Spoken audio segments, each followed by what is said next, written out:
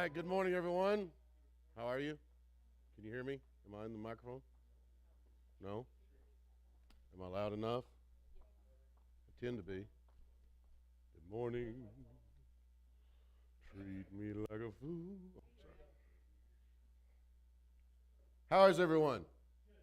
Been a while since you heard the wedding march. Who wrote the wedding march? Come on. You're the mini crossword queen. I don't know either. See, there you go. It's Mendelssohn. So, the wedding march. We're going to talk about the wedding of the covenant today, the closest we have to the covenant between God and man, and refers to as the messianic covenant, would be a wedding ceremony. So that's what we're going to discuss today. I see some of you wear white. Miss Beth has got her white on. Lindsay's got her white on. I can't remember her name. Tracy's got her white on. Dennis and Deborah got their white on. Kudos to you people. You made it. I said Beth first. Jared's got a white T-shirt under his shirt. So everyone stand and move forward. We got to do some whiteboard work today. So move forward. Come to the first 2 or 3 rows. You should have known too that you've committed to which side of the wedding you support by which side of the auditorium you stand. Right? Bride or groom. The wedding supper of the Lamb. Keep standing and let's do our Shema for the day. Somebody click me to our next slide. I don't know.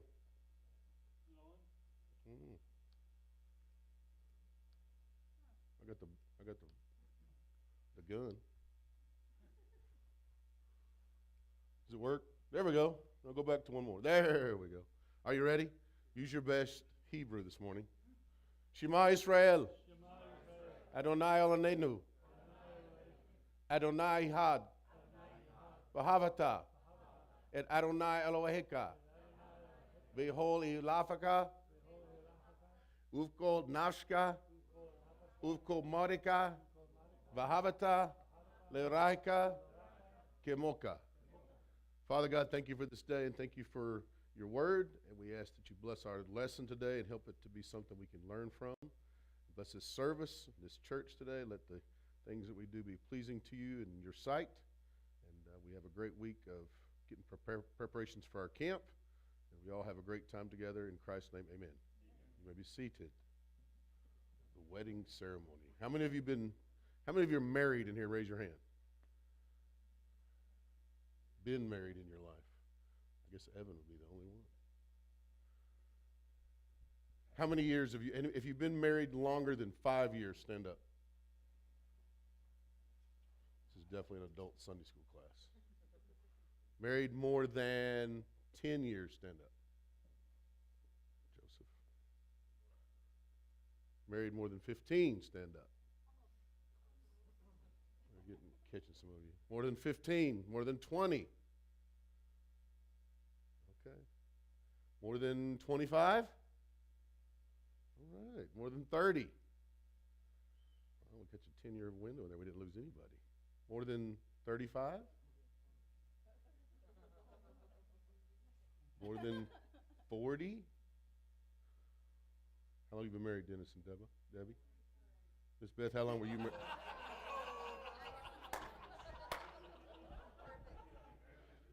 Once you get to 40, you can make that mistake, rounding up. 44 or 43? Okay, so both you were right, kind of. Miss Beth, how long were you married?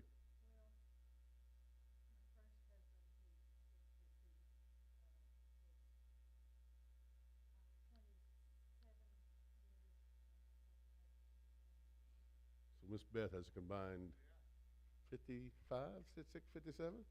You win, Miss Beth. As in most things in life, you win. All right, let's talk about weddings a little bit.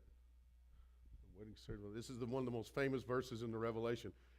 If you look at the wedding ceremony in Western civilization, it is filled with covenant imagery, symbolism, things like that. What can you see in a wedding ceremony? Think back to your own or one you've been to recently. What do you see in a wedding ceremony that is part of the covenant process? Rings.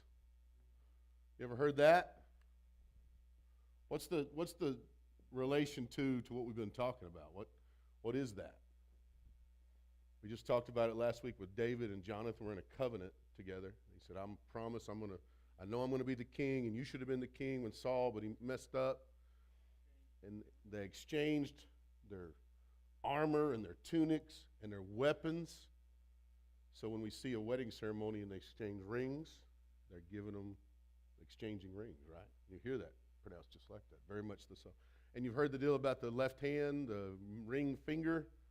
I don't know that it's true. You've always heard that probably it's the closest, they've got a vein straight to your heart, right? Any nursing people confirm that?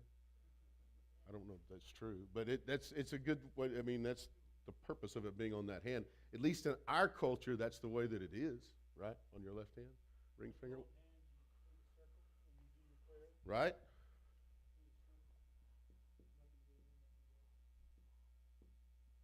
When you hold hands and you're praying, you create the circle, well, nothing can penetrate the circle. Bride enters in on the left, and groom enters in on the right, and they leave. They're opposite of that. Is it closing of man leaving his mother and cleaving to his wife? Yep. Going down the left. A lot of times I know you go to weddings now. Weddings is big business if you didn't know that. But a lot of times now, bride, if she wants to come in, Barry is right, but they have what they call a center aisle, right? You want the big entrance when the bride comes in the back, right? And it's divided. So you see the imagery there too, and the symbolism. We talked about Abraham, when God made that walk, that circle 8. It's the same thing on both of these concepts. That circle that can't be penetrated, that aisle down the middle that you walk in, the blood getting up on his feet and everything. Now, he also talked about the groom enters first. Typically just goes to the front of the church or whatever. We change it a lot. Bride enters last, big entrance. Father gives her away.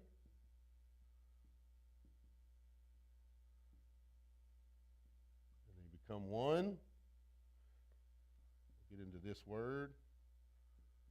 I might even spelled it right, but break, which is to cleave. I'll get to that in a minute. It's a Hebrew word, so I don't have it in my head. But to cleave, to join. So that's a big symbolism. Part of the wedding ceremony is that we're leaving two families as one and coming together as one as individual people and coming together as one. Combining of the two families. We'll read this in a minute. Weddings were different in the biblical age. We're one of the few cultures where people just absolutely get to go choose who they want to be married to. That is a very new concept in world civilization. Did you realize that? A lot of marriages, especially in that day and age, spouses were chosen by the parents. And dowries were paid and things like that, right? What else? Come on. Vows. Of course, that's pretty easy to see the comparison there, right? What's the vows consist of? In sickness and in health. What else? Richer for poorer. Death till you part. You think that's symbolism of the covenant relationship? If you don't do this, it's punishable by death. Death till you part. Unseverable is the word to use. Okay? But yeah, those vows consist of the blessings and the cursings that come with marriage. Okay? And that's very important. I think, the 1928 Common Book of Prayers, what most of the weddings are based on in our culture. When you hear that read, that came from there. But those things go all the way back to the biblical age. What else? I'll have to help you along. You got to participate today. What about the wearing of white? What's that symbolize? The bride wears white. Purity. Stay pure until that moment. Okay? Very symbolic. What about the veil? Most brides wear veils, right? What's that represent? Who raises the veil typically, or supposed to? Who's that? The Father. The raising of the, oh, there's my word right there. Berith is to cleave. The raising of the veil is a very symbolic of we're raising the veil, we're removing the block between these two families and these two unions. What else? See what I got on my list here. Seating, I said that in the beginning. Typically, you see that, maybe not so much anymore, but hey, which side do you want to sit on? Are you support of the bride or the groom? What's that mean? We are all witnesses to this fact, right? So from a legal perspective, it's if an ordained minister marries somebody, you got to have witnesses to this. And you see this in our legal system too, in that we have witnesses that testify or testify for character. It's the same thing. I'm standing and testifying for the character of these two people, which side I pick. And typically, that's why I say the center aisle divided the bridegroom's supporters and the bride supporters, right? That's important. All that stuff. Let's see here. Got all that. Joining the right hand. What about a bachelor party? We bring that up. You have any idea what that's all about? Don't talk about that. Okay, fair enough. Bridesmaids parties. Let's go to Vegas or whatever. It has some biblical reference to it, or at least some covenant reference to it. Let's go to, I think Dennis has got this one. Who's got Revelations 19? Everybody go to Revelations 19. This is the key verses for today. We're introducing the Messianic covenant. So, of course, we're talking about Jesus is fixing to be introduced into the world after millennia of these covenants that have been in place, right? Revelations 19. This is the part that John wrote about the wedding, the marriage supper of the Lamb. So this is comparing the church to a very important concept about it is the bridesmaid of the Father, okay, of Jesus, okay? So read along here. He's going to read 6 through 10, Revelations 19.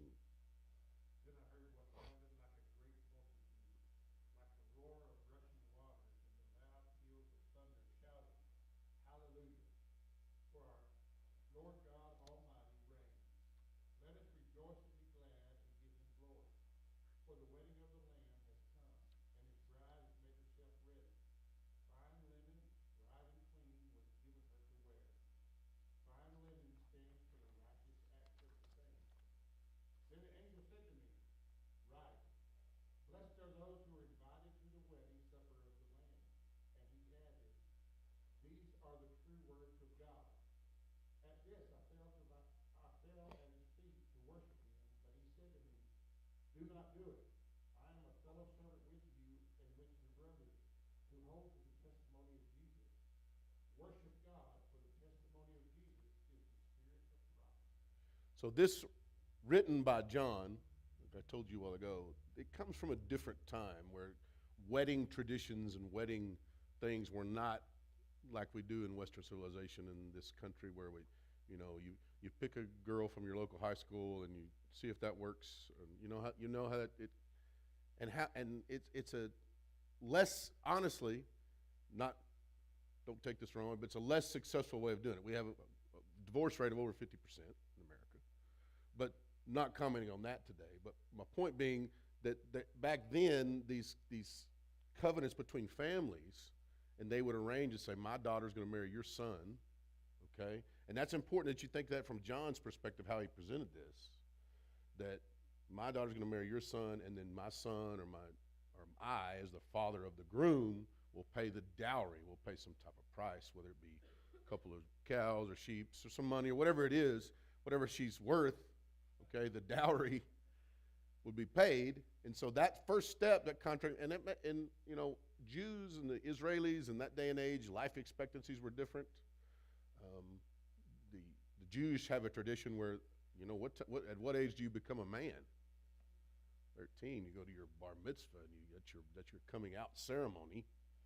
So some of these things were arranged early as that, maybe even earlier, where they knew who they were going to marry as very young children. And at that point, 13, it's kind of permissible. You've read that in the the Bible that Mary was very young, possibly as young as 14. So you understand that it's different. It looks different than what we consider some of these things, okay? And then at that point that you have a marriage contract, you paid your dowry, all right? Parents of the bridegroom would get together and settle this. Then you would start what you call the betrothal period, which means you're engaged. There's a better way to say that. You know, almost everyone in here has been married, so you got to think, well, there's a point when a ring was given to me to symbolize that we're going to get married at some point. And then you went through some sort of period where, you know, basically in this day and age, it's to plan the wedding, right? And that's the betrothal period. So if you read biblically, when Mary and Joseph were going to Bethlehem, first, let's go back a little bit, when she goes to see her cousin, and she comes back and she's pregnant, and Joseph's like, what happened to you? Because I haven't been around you, and we're still in the early game of this. That's the period they were in. So you have to understand how scandalous that would have been in that day and age, right? Because we talked about all these things, the purity of the ceremony and all that. Mary was at the point where this is real uncomfortable for me at 14 years old, and now I'm pregnant, and I'm telling y'all, the Spirit of the Lord came to me, an angel of the Lord came to me and told me I was going to have the Messiah. That's the first thing she tells Joseph when she comes back. That's so supernatural. That's hard. I mean, let's be honest. That's hard to swallow if you're Joseph, right? But nonetheless, that's where it was.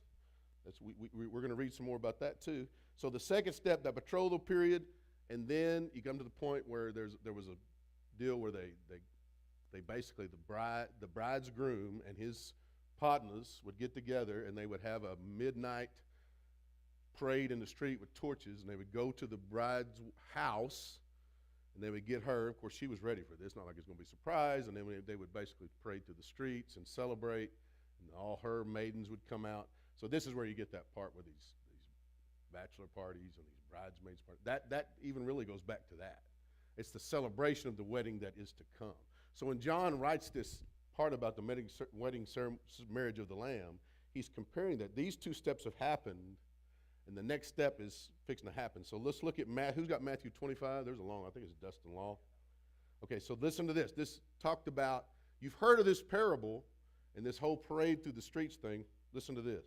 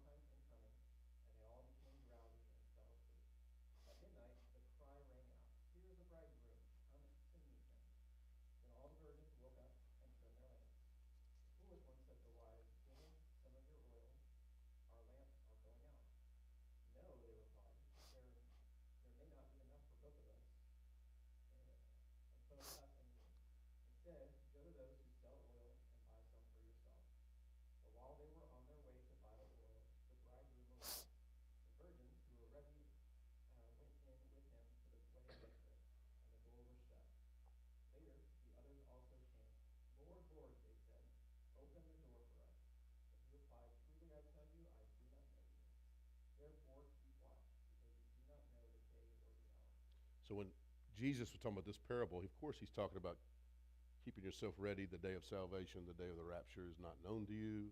You got to be ready. You got to be vigilant. But he's comparing this to this tradition that would have been around that point when they do the bridegrooms and his guys show up at the house and lamps, and it's nighttime and it's a surprise, kinda. So all that part of that built into that. The last thing, of course, the wedding itself. But weddings in those days might have lasted longer than just a 30-minute ceremony. Of course, we do that. How do we do that? We have a ceremony, and then we do what? We go and have a reception, and what do we do there? We celebrate with what? We dance and, somebody said it, food and cake, as we seal that covenant with a meal, okay? And you see that exchange, you see the way that they eat the cake, and it's all fancy, and sometimes John Hunt shoves it in Casey's face. You didn't do that? I'm proud of you. So today is my 29th wedding anniversary with my wife. She's working in the nursery today, and I also was threatened. So I didn't do that either. But you've seen that, okay, that cutting of the first cake, a lot of symbolism and cutting of covenant there, that first meal, sealing this relationship. And of course, everybody gets together, and if you have enough money, you serve everybody food, because that's part of it, the reception, right? And you dance and you celebrate and all those things. So these, a lot to these wedding ceremonies and what they represent. So that brings us to, let me tell you that, the word, that word, it's a Hebrew word, and it is about the binding of people together in a way that it's probably not really transferable into English language. It's to cut covenant, but it is also to bind. It can be used interchangeably in the Hebrew. And that part is what you're doing at a wedding ceremony. You're cutting covenant together, but you are combining two families. Let's go to 1 Samuel 17. But as you turn there, we're going to talk about a lot of stuff. So that we're talking about. Does everybody get their bookmarks today? If you didn't get one, make sure you get one from the back when you come. So we're going to talk about the Messiah. So we started with the very first people on the earth, Adam and Eve, and they existed. This is 4,000 years before Christ was born, okay? In all the fullness of time, you get to this point where we're going to introduce the Messianic covenant. But let's talk about each one of these. Let's kind of review a little bit. And you have to participate a little bit. Who were the first people that lived on earth? Adam and Eve. And they were in a covenant with God, and God set them on the earth and created them and created man first. And then, not long thereafter, he created him a companion because he was lonely and took her from a rib. And, you know, if you studied this part of the scriptures, there's not much written language in those days, if any. And Adam and Eve, we don't know. I mean, time was not marked like it is now. We don't know how long they lived in the garden under that covenant with God. It didn't matter. There is really no time at that point. They just existed, and they were in one with God. And at some point, was this a conditional covenant? Condition on what? Don't eat the tree. Don't eat that one tree. Don't eat the fruit of that one tree. And they did. Okay? And that severed that relationship between God and man, the creator and the created. And what was their punishment? Death. The serpent showed them and told them, you're not going to die. And did they die immediately? No. 900, a long time later those people lived. But the point is, that entered sin into the human race. It didn't enter sin into the world. The serpent was in the garden, and he was part of that. But sin entered into the human race, and at that point it severed the relationship between God and man, where the punishment is death. It is appointed by man, everybody's going to die. I hate to tell you, we're all headed in that direction. Okay? And that's the punishment for that severed relationship. The relationship was represented by Adam, but he represents all of us, right? So the punishment that he took on and the things that were given, God said, you're going to have to toil from the sweat of your brow. You're going to have to work for your crops. The woman's going to have pain in childbirth. We could go over all that. But that's the reality that we live under right now, right? That covenant's still in effect. That's the broken covenant is what we live under until the next covenant, which is past the Messianic covenant. But as far as being reconciled to God, that's what we're going to get into with the Messianic covenant. Okay? And then he puts Adam and Eve, and they start, their time starts as we know it, right? It clicks off. We know this. And then we said there was 1,500 years of time between Genesis 1 and Genesis 6. The earth became very populous, millions of people. But it got to be so, sin had penetrated the human race. It got to be so grotesque. God destroyed, he said, I'm going to destroy this thing, and we're going to just start over. And he finds who? Noah, right? And he says, Noah, build an ark, and it takes him lots of time, years and years and years and decades, and he builds this ark, and no one's ever seen it rain before, and he trusts God, and they get all in to save the animals, to save the human race. They put them all in an ark. How many people are in the ark? 8 people total. Noah has 3 sons and his wife.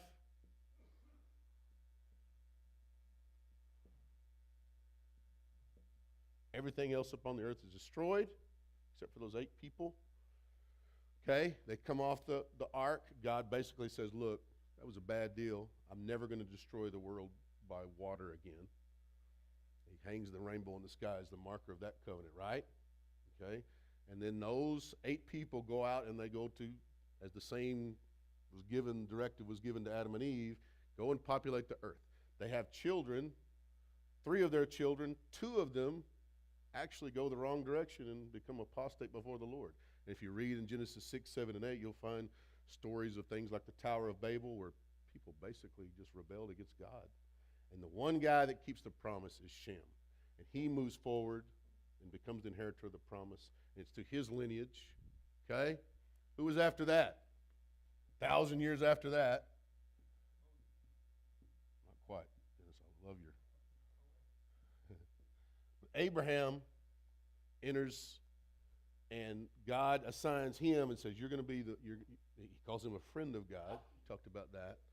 And Abraham will be this promise keeper, and he becomes the father of a race of people. So God creates the Jewish race, okay? And he puts Abraham out there. And this covenant, we talked about this one we'll get to when I'm bringing all this up, this review, is he stands there and says, you don't get to mess this up. Your descendants are going to be like the stars in the sky, and he has him look up outside at night, and he says, wow. And then he says, you know what, they're going to be as numerous as the sands on the seashore. And another thing is, I'm going to give you a little chunk of land, and that's going to be the land where the Jews or the Israelis are going to live, and you get to own that forever. And no matter how bad it gets, and no matter how many you're attacked, I'm going to protect this group of people. So Abraham, God puts him in a trance. He sits in the corner of the tent, and he watches that Spirit of the Lord cut covenant with itself, and God seals both sides of that covenant, him and him alone. Therefore, man cannot mess that up. So the blood that was shed, we talked about that, was all those animals that he walked through. Okay? And you remember the part where not long after that, the 3 men come to Abraham and says, hey, a year from now, your wife is going to have a son. And this is already after he's messed it up with his first servant, and then he messed it up with her servant.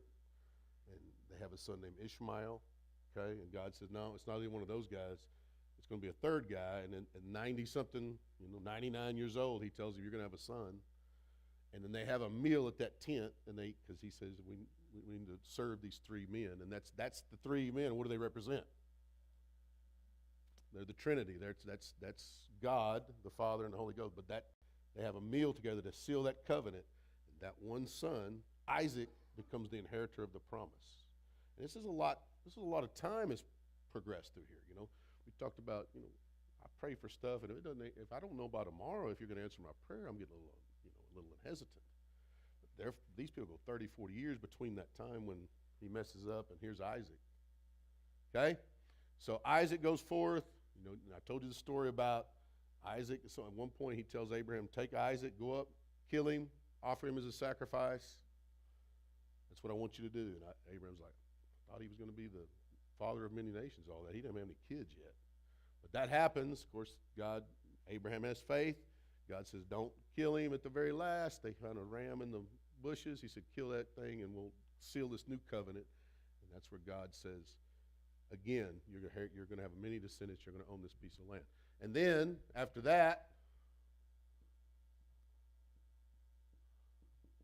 that's an unconditional covenant. Nothing you can do to mess it up. And Dennis pointed out a while ago, we go to Moses. Very strange way Moses becomes the inheritor of the promise. Satan trying to attack the lines of Christ and the bloodlines of Christ. He tries to kill every kid in Egypt as the Israelis were in slavery at that point. Moses is raised up. He's raised in the house of Pharaoh. He becomes a great leader.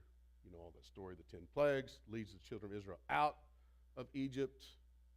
Okay, writes the law that becomes the new covenant with men. Now, this is very conditional.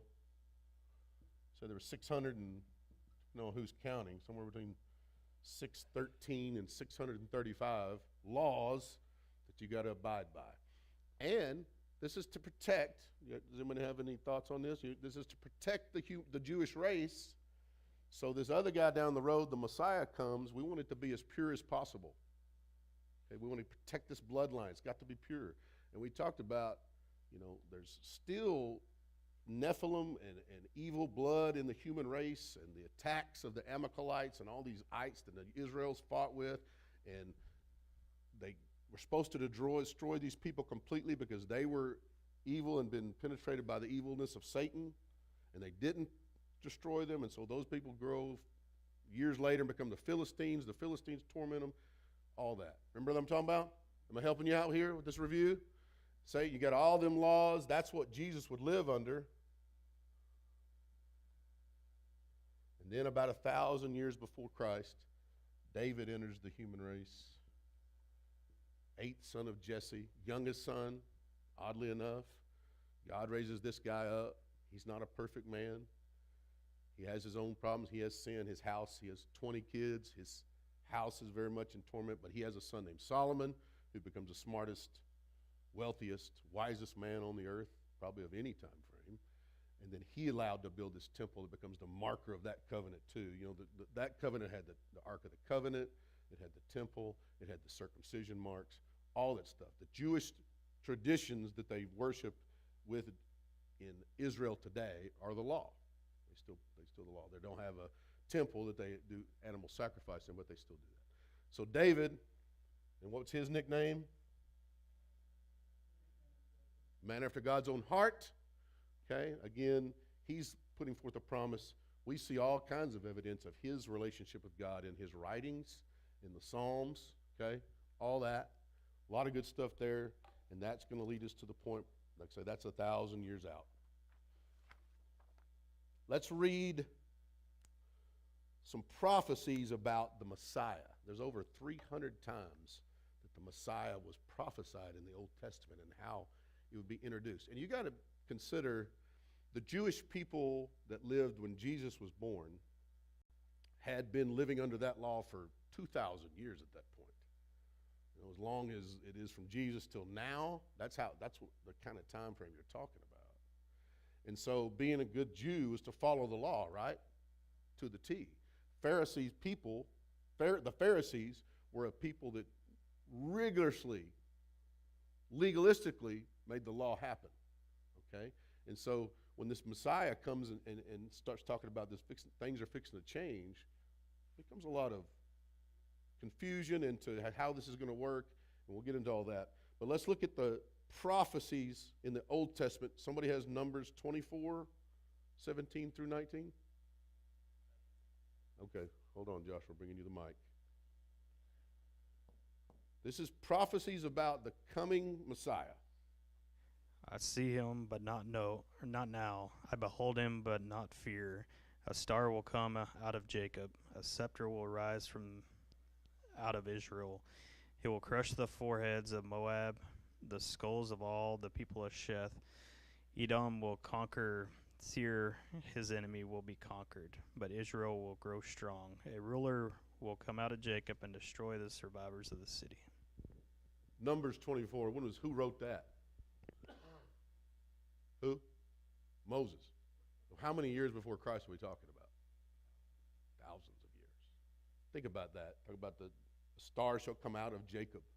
Okay? We know the 12 tribes of Israel that Christ came out of the line of Judah, the Lion of Judah. Okay? One of those sons. This is predicted thousands of years before Christ. And it gets even more specific. Isaiah 7, 12 to 14. That's Deborah. I'm 12 to 14. Okay, that's Lindsay, sorry. Deborah's 13 to 14. Different one. Got 7, 12 to... Which one are we doing? Do Lindsay's. But Ahaz said, I will not ask, I will not put the Lord to the test. Then Isaiah said, Hear now, you house of David. Is it not enough to try the patience of humans? Will you try the patience of my God also? Therefore the Lord himself will give you a sign. The virgin will conceive and give birth to a son, and will call him Emmanuel. So how many times do virgins give birth to sons?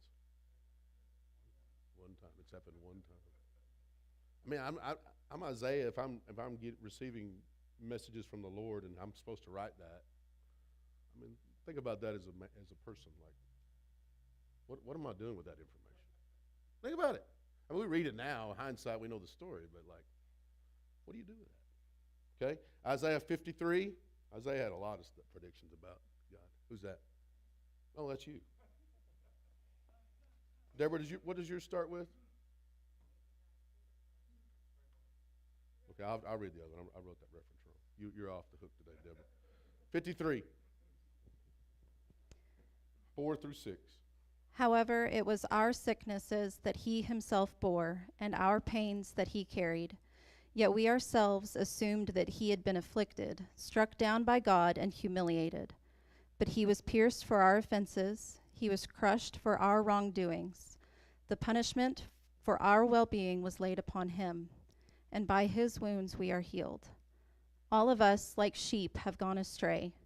Each of us has turned to his own way, but the Lord has caused the wrongdoing of us all to fall on him. So again, written by Isaiah. I'll read you everybody likes the King James version of this. He was pierced for our transgressions and bruised for our iniquities. By his wounds we are healed.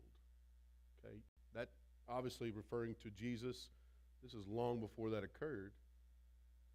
More predictions that Jesus fulfilled 300 times in his life. I'll read this one for Deborah. I don't know where it's from, but anyway. I saw in the night visions, and behold, with the clouds of heaven there came one like a son of man, and he came to the Ancient of Days and was presented before him, and to him was given dominion and glory and a kingdom that all peoples and nations and languages should serve him. His dominion is an everlasting dominion, which shall not pass away, and his kingdom one they shall not be destroyed. 300 times they talked about the Messiah. All Jews, Israelis, that studied the Scripture, and all of them studied it, the Torah, as something a lot of them have it memorized, would have known all these verses talking about that. But what were they looking for? You've watched The Chosen, or you've seen movies. They're looking for a conquering king to come in and save them from this slavery that they're in. Okay?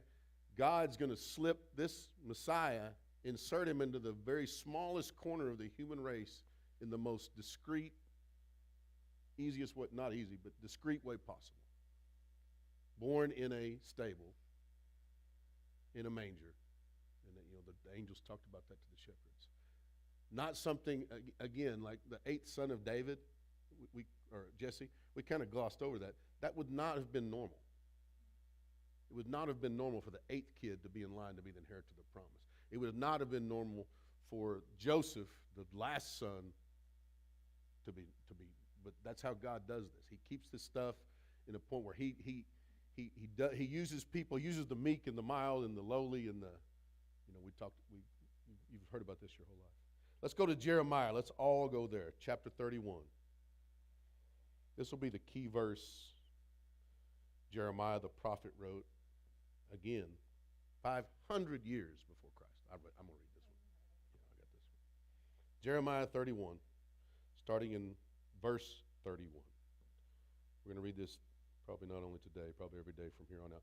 Behold, the days come, says Jehovah, that I will make a new covenant with the house of Israel and with the house of Judah, not according to the covenant that I made with their fathers in the day that I took them by the hand to bring them out of the land of Egypt, which my covenant they broke, although I was a husband unto them, says Jehovah. But this is the covenant that I will make with the house of Israel after those days, says Jehovah. I will put law in their inward parts, and in their heart I will write it, and I will be their God, and they shall be my people, and they shall teach no more every man his neighbor, and every man his brother, saying, Know Jehovah, for they shall all know me, from the least of them to the greatest of them, says Jehovah, for I will forgive their iniquity, and their sin I will remember no more. I want to show you the last thing we're going to talk about today. So the Messianic covenant is going to be an unconditional covenant. Nothing we do to deserve the reconciliation from the sin that was committed by the representative of the human race will we deserve. Okay? You've heard this preached. You'll probably hear it talked about by Dennis in the sermon today. We do not deserve what we're given. You know what the term grace means? Something you don't deserve, right? No matter what I do. So let's don't pass up on that those covenants that are sealed by God on both sides, that's what this is. You don't deserve it. There's nothing you can do to deserve it, nor can you mess it up. Okay? You have one thing that you need to do to receive the grace of this covenant, and that is accept and believe. Confess with your heart. Right? That's the key part that I read to you. I will put my law in their inward parts. This is totally different than what these Jews had been given their whole entire lives when they bring sacrifices to the temple on the daily and on the weekly, depends on what the situation was, or the once a year on the Day of Atonement on Yom Kippur, we send that one guy that represents all of us into the Holy of Holies, and he sprinkles blood on that mercy seat, on that Ark of the Covenant, and he atones. He doesn't forgive sin, but he atones. He sets forth the wheels in motion that some point down the road, the ultimate price will be paid. But God says under this covenant, no, I'm going to write it on your inward parts. Okay? Your persons. And in their heart will I write it. Okay? This is going to be part of the key part here is the relationship part that you have with the Creator. And also don't make light of that. The key part of that would be the term yada. Okay, I want you, and if you got any homework to do this week before you go to camp, go look at that word in the Hebrew and what it means. It does not, just like Barut, the cut and the bind, yada does not translate well into English. It is so much deeper than just knowing somebody. Okay, I read a book this week about marriage, and we're reading it at my house, and it talks about yada being, you know your partner so well, and it doesn't happen overnight. It takes years to know them, where you know them. You know their inward being. You know what, you ever heard that term, I know you better than you know yourself? Do you feel like that some way with your spouse? I know you're going to act like an idiot today. Or something, a bad reference. But the yada term, when he talks about in that verse that I just read, that this is the covenant I'll make with the house of Israel those days. I will put my law in their inward parts, in their heart. I will write it. I will be their God, and they shall be my people. I shall teach them where every man his neighbor. I will know them, and they will know me. I want to leave you with that. Go look that word up, okay? Because when you talk about accepting Christ and accepting this messianic covenant, this reconciliation that he died on the cross, we talked about it's not about rules and laws and the things that were given to Moses, but it's about you having a